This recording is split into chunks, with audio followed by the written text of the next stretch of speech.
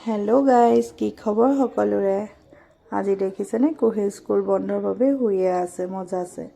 ময়ো ভালেই পালোঁ। বাহিৰা কামবোৰ সোনকালে কৰি মেলি ভাতত লাগি গ'লোঁ। মিষ্টাৰ যিহেতু সোনকালেই অফিচ যায় আৰু ৰাতিপুৱাৰ বাবে বেছি খানা নবনালেও হয় বাৰু, চিম্পলকৈ বনাই থ'লেও হয়। আজি আকৌ তেওঁক টিফিনো দিয়া নাই আৰু তেনেকুৱাতে পোৱালিও উঠি পালে। এয়া উঠি তাই দেখিছেনে আমালৈ চাই নতংকি কৰি থাকে।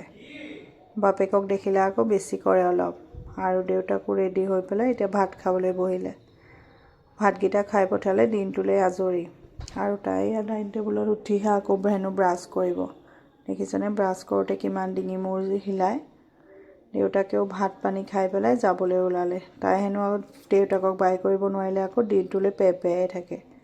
তাৰপিছত তাই আকৌ বালি খেলিবলৈ ষ্টাৰ্ট কৰিয়ে দিলে। দিনটো স্কুল বন্ধ থাকিলে এইটোৱেই কাম, বালি পানী এইবোৰ খেলিয়ে ব্যস্ত তাই।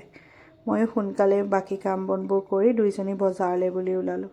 বজাৰ বেছি নহয়, এনেই সৰু সুৰা কিবা কিবি নকৰিলেও নহয়। আজি তাই স্কুল বন্ধৰ কাৰণে যাবলৈও সুবিধা হ'ল।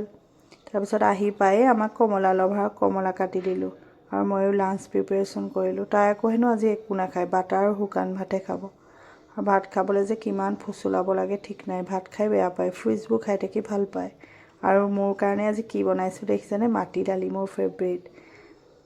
তাৰপিছতে গধূলি সময়ৰ পৰা মই ষ্টাৰ্ট কৰি দিওঁ মোৰ নিজৰ কাম। কুহি শুই থাকে, শুই উঠিলে আকৌ তাই খেল ধেমালি কৰি থাকে। দেখিছেনে পুতলাবোৰক লৈ তাই স্কুলৰ বহীবোৰ লৈ পেলাই পঢ়ুৱাই তাহাঁতক। এনেদৰে দিনটো আমাৰ এনেকৈয়ে পাৰ হয়।